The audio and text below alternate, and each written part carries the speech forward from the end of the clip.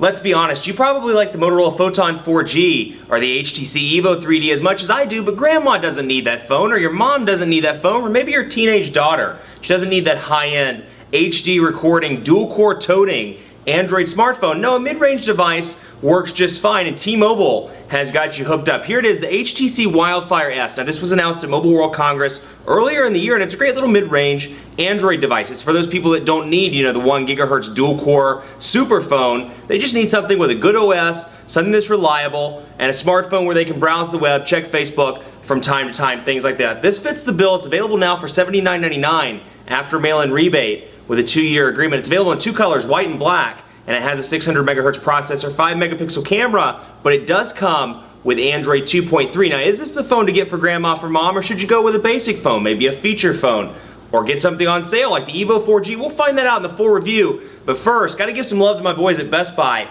because they hook us up with a lot of cool phones for use in our One Paw Bandit game. When you go in to get this at Best Buy, you're going to walk out working. They're going to help you set up your email, your web, all that good stuff, so when you walk out, your daughter, whoever gets this phone, mom, grandma, she's going to have Facebook access, if that's her thing. Much more coverage coming on it. Let's check it out. Full review. HTC Wildfire S. Here's the HTC Wildfire S. It's a mid-range Android device. It's available on T-Mobile right now, and according to the press release, it's $79.99 after a $50 mail-in rebate. And it's available in 2 colors, the white you see here, and kind of a darker gray as well. So if white's not your color, you have another option. It's really, for a mid-range device, it's not bad at all, and it's packed with some pretty decent features. And when I said earlier in the intro, I said it was for moms, grandmas, first-time smartphone buyers. That's just a target demographic. Obviously, anybody can have this phone, but I see this for somebody that, maybe it's first time in the smartphone realm. They want to, migrate up from their feature phone and go into something like this as opposed to a high-end device. Or maybe somebody, a teenager or something, and mom or dad doesn't want to buy them, a full $200 smartphone. The $80 one here is a pretty feature-equipped device, and it does a pretty decent job. Specs include 600 megahertz Qualcomm processor. It's a 3.2-inch display, so a little bit on the small side, and it's one of those things, if you're coming up from a feature phone, it's going to be fine. If you're coming excuse me, if you're coming up from a feature phone, it's going to be fine. If you're coming down from something, even like the iPhone screen, which is 3.5 inches, or perhaps a 3.7-inch display or 4-inch display, you're going to notice the size, particularly when browsing the web or using it for more than about 15 or 20 minutes. You'll immediately start to notice the screen size. Now, it comes with a 1,230 milliamp hour battery, which is the same one, if you recall, that comes in the Inspire 4G. Much bigger display, much faster device, or more powerful at least on the processor front, and a bigger display, like I said. So it sucks down the battery pretty quickly. It's hard to make it through a day. This one I haven't had any trouble with because of the smaller display, because of the different specs. It's been relatively fine with moderate use. I've been able to make it through the day each day this weekend when I was testing it. So, like I said, 600 megahertz processor, 3.2-inch display, Android 2.3. So it comes with Gingerbread out of the box. Let me go ahead and turn on the display here. I usually do this before the video, but I forgot. I apologize. But anyway, it's Android 2.3, HTC Sense 2.1. So it's not coming with 3.0, it's coming with 2.1, so you don't get those lock screen animations like you get with the Evo or the Evo 3D or the Sensation 4G. It's Sense 2.1. So you get some of the benefits. You'll notice here in the notifications bar, you get the quick settings tab where you can go over and see Wi-Fi, Bluetooth. You can access your quick settings and network settings, things like that, from this screen without having to go deep into the settings, which is kind of a nice touch. And then, of course, you have this little carousel up here at the top, which lists your most recently used applications. And then, of course, you still have your 7 home screens. So, for a 600 megahertz device, it's still relatively snappy. They've really made some improvements. First of all, Gingerbread is a faster OS overall. Second of all, with Sense 2.1, they've really done a great deal of work to make it where it doesn't bog down. The overlay doesn't bog down the overall experience.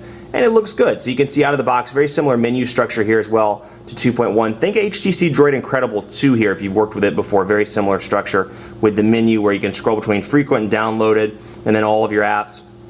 And then when you scroll down, it scrolls by page instead of by individual rows. So a little bit of a difference there. Anyway, so 411 and more comes pre-installed. You get a HTC Hub and HTC Like. So it comes with HTCSense.com, which I like. I like that T-Mobile preserved that. Verizon did not preserve that when they went with the Thunderbolt, which was something that was introduced in Sense 2.0, this HTC Hub.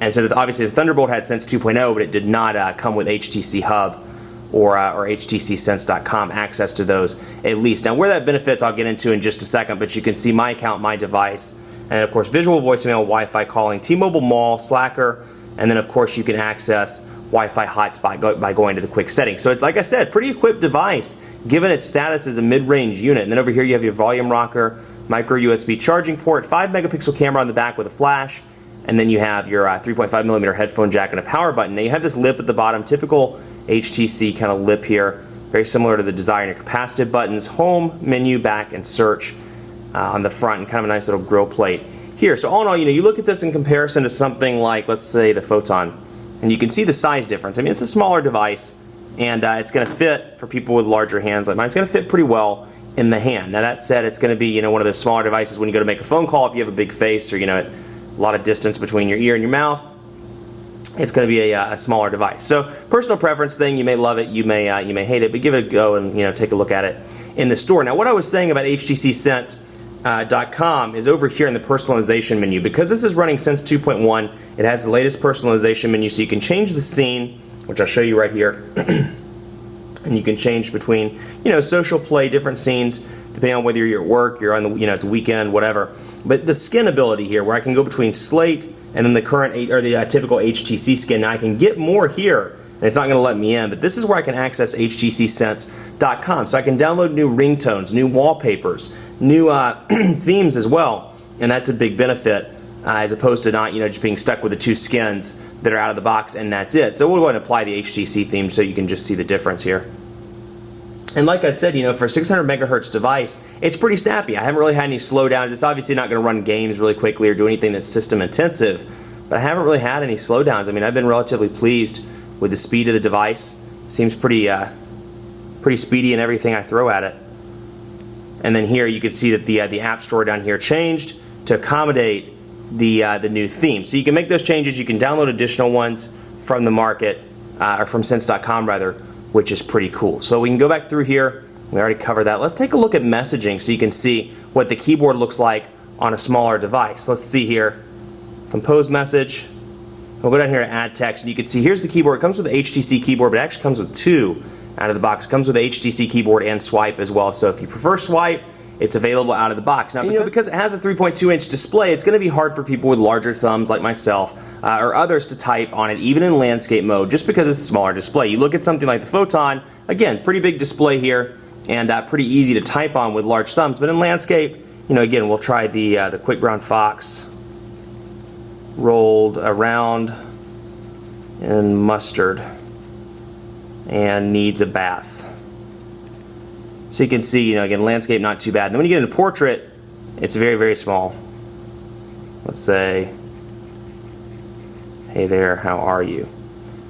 So a little bit different. Hey there, hey the, how 8KY. So a little different in portrait mode as opposed to landscape. It's a little harder to type on, but you still have your typical HTC stuff that we remember from, about the Thunderbolt up with Sense 2.0 and up. The ability to add from attached pictures, videos, things like that directly from the message, and more. And again, you have swipe pre-installed out of the box, so if you prefer that, you can access it. Let's take a look at the internet, because I want to show you, with the smaller display here, and I was looking at the news earlier, which the market is tanking, so that's not doing so well. But let's take a look at Phone Dog.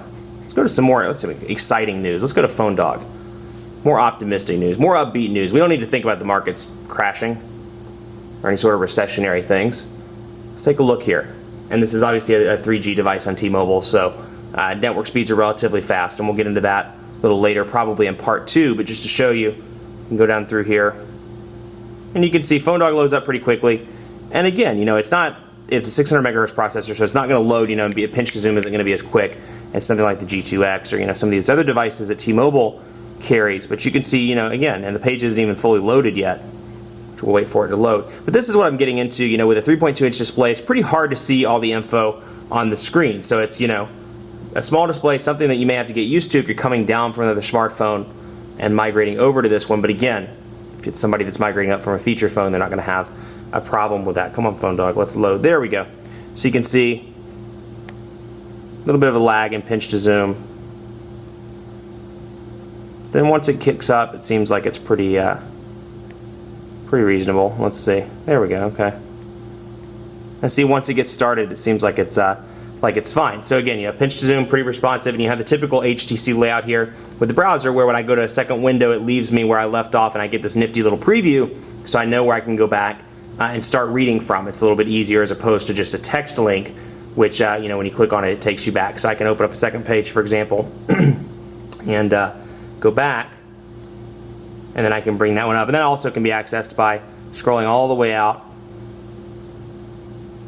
Scroll all the way out, and then I can access it that way. I can pinch in, and it allows me to access that as well. So you can see there. So a little bit of lag there. And again, other system intensive tasks, but when you get into day-to-day stuff, text messaging, calling, what most people that buy this device are probably going to do, I haven't seen much lag at all.